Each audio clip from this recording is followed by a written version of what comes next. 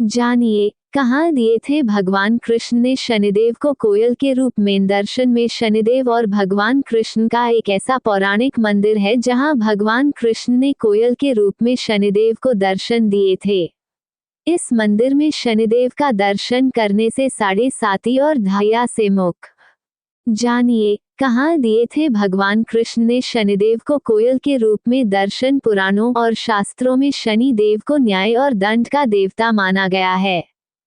मान्यता है कि शनि देव व्यक्ति को उसके कार्यों के आधार पर दंड प्रदान करते हैं। शनि देव ऐसी दंडाधिकारी रूप के कारण सभी उनसे डरते हैं। लेकिन शनि देव और भगवान कृष्ण के बीच एक अनूठा संबंध है। इस कारण शनि देव कृष्ण भक्तों को कभी परेशान नहीं करते हैं। देश में शनिदेव और भगवान कृष्ण का एक ऐसा पौराणिक मंदिर है जहां भगवान कृष्ण ने कोयल के रूप में शनिदेव को दर्शन दिए थे। इस मंदिर में शनिदेव का दर्शन करने और उन्हें सरसों का तेल चढ़ाने से शनि की साढ़े साती और धाया से मुक्ति मिलती है। आइए जानते हैं शनिदेव के इस अनूठे मंदिर के बारे में। भगवान कृष्ण की नगरी के रूप में प्रसिद्ध मथुरा जनपद के कोसी कला नामक स्थान पर शनि देव का एक अनूठा मंदिर है। इस मंदिर को कोकिला वन के नाम से जाना जाता है। इस मंदिर में शनि देव के साथ भगवान कृष्ण और राधा का भी पूजन किया जाता है। मान्यता है कि जो भी व्यक्ति शनि की साढ़े साती या धाया से परेशान हो उन्हें इस मंदिर में आकर शनि देव को सरसों का तेल चढ़ाना चाहिए। शनि मंत्रों का पाठ करते हुए मंदिर की परिक्रमा की जाती है। ऐसा करने से शनि देव की महादशा से मुक्ति मिलती है। शनिदेव बाल्यकाल से ही भगवान कृष्ण के अनन्य भक्त हैं। शनि देव में न्यायप्रियता, सच्चाई, ईमानदारी और अनुशासन का गुण भगवान कृष्ण की भक्ति से ही प्राप्त किया है। एक बार शनि देव ने भगवान कृष्ण को प्रसन्न करने के लिए कठोर तप किया था। शनिदेव की तपस्या से प्रसन्न होकर भगवान कृष्ण ने उन्हें इसी वन में कोयल के रूप में शनि देव को दर्शन दिए थे। इसलिए इस वन को कोकिला वन के नाम से जाना जाता है। इस लेख में निहित किसी भी जानकारी सामग्री गणना की सटीकता या विश्वसनीयता की गारंटी नहीं है। विभिन्न माध्यमों, ज्योतिषियों, पंचांग, प्रवचनों, मान्यताओं, धर्म ग्रंथों से संग्रहित कर ये जानकारियां आप तक पहुंचाई गई हैं। हमारा उद्देश्य महज सूचना पहुंचाना है। इसके उपयोगकर्ता इसे महज सूचना समझकर ही लें।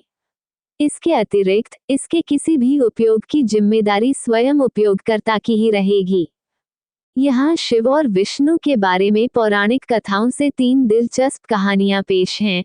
जब शिव का घर विष्णु ने ले लिया, जब विष्णु ने शिव को मुश्किल से बचाया और अंत में विष्णु की शिव भक्ति की एक दिल को छू लेने वाली कहानी। क्या आप बद्रीनाथ की कहानी जानते हैं? ये वो जगह है जहाँ शिव और पार्वती रहते थे। यह उनका घर था। एक दिन नारायण यानी विष्णु के पास नारद गए और बोले, आप मानवता के लिए एक खराब मिसाल हैं।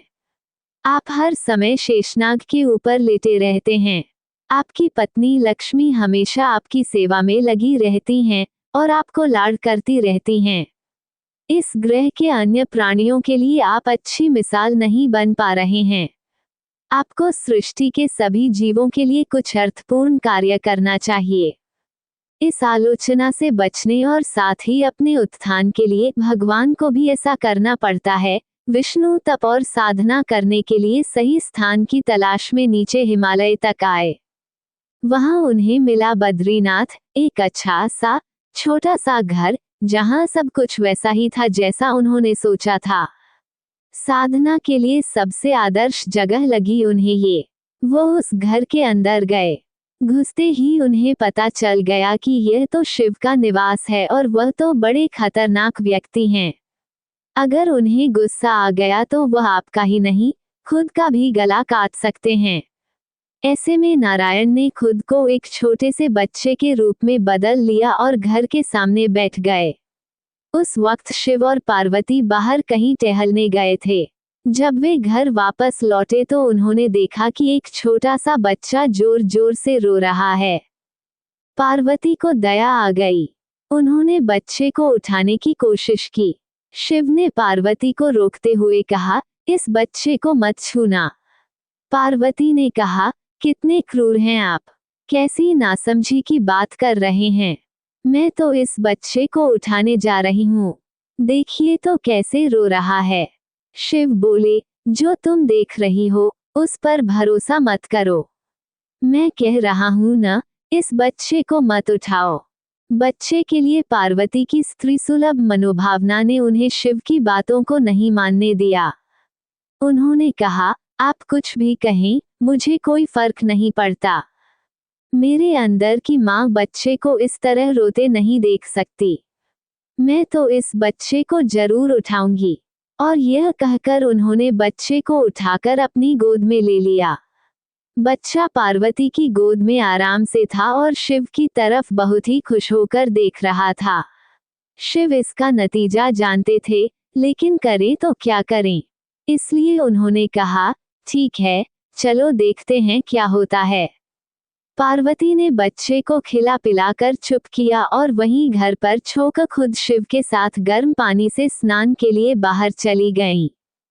वहां पर गर्म पानी के कुंड हैं, उसी कुंड पर स्नान के लिए शिव पार्वती चले गए। लौटकर आए तो देखा कि घर अंदर से बंद था। शिव तो जानते ही थे कि अब खेल शुरू हो गया है। पार्वती हैरान थी कि आखिर दरवाजा किसने बंद किया। शिव बोले, मैंने कहा था ना, इस बच्चे को मत उठाना। तुम बच्चे को घर के अंदर लाईं और अब उसने अंदर से दरवाजा बंद कर लिया है। पार्वती ने कहा, अब हम क्या करें। शिव के पास दो विकल्प थे, एक, जो भी उनके सामने है उसे जलाकर भस्म कर दें, और दूसरा, वे वहां से चले जाएं और कोई और रास्ता ढूंढ लें। उन्होंने कहा, चलो कहीं और चलते हैं, क्योंकि यह तो तुम्हारा प्यारा बच्चा है, इसलिए मैं इसे छू भी नहीं सकता। मैं अब कुछ नहीं कर सकता, चलो कहीं और चलते हैं। इस तरह शिव और पार्वती को अवैध तरीके से वहां से निष्कासित कर दिया गया। वे दूसरी जगह तलाश करने के लिए पैदल ही निकल पड़े। दरअसल बद्रीनाथ और केदारनाथ के बीच, एक चोटी से दूसरी चोटी के बीच सिर्फ 10 किलोमीटर की दूरी है।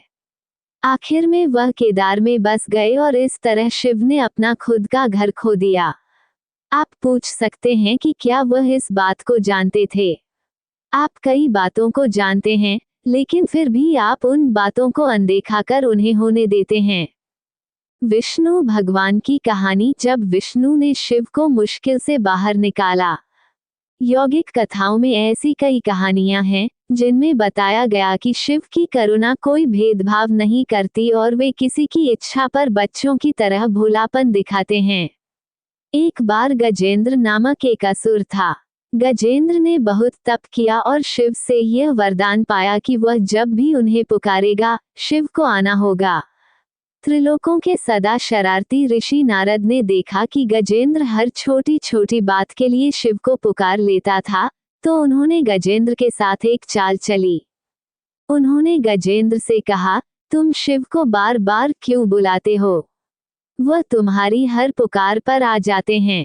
क्यों नहीं तुम उनसे कहते कि वह तुम्हारे अंदर आ जाएं और वहीं रहें, जिससे वह हमेशा तुम्हारे अंदर होंगे। गजेंद्र को ये बात अच्छी लगी और फिर उसने शिव की पूजा की। जब शिव उसके सामने प्रकट हुए तो वह बोला, आपको मेरे अंदर रहना होगा, आप कहीं मत जाइए। शिव अपने भोलेपन में एक लिंग के रूप में गजेंद्र में प्रवेश कर गए और वहां रहने लगे।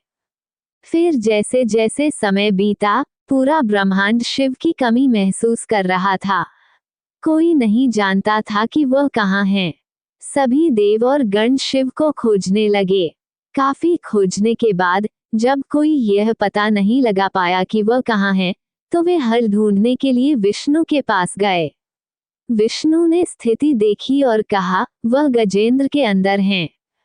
फिर देवों ने उनसे पूछा कि वे शिव को गजेंद्र के अंदर से कैसे निकाल सकते हैं, क्योंकि गजेंद्र शिव को अपने अंदर रखकर अमर हो गया था।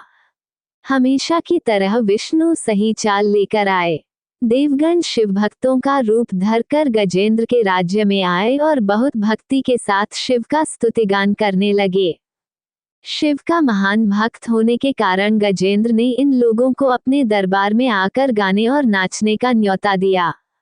शिव भक्तों के वेश में देवों का ये दल आया और बहुत भावनाओं के साथ, बहुत भक्तिपूर्वक वे शिव के लिए भक्ति गीत गाने और नाचने लगे।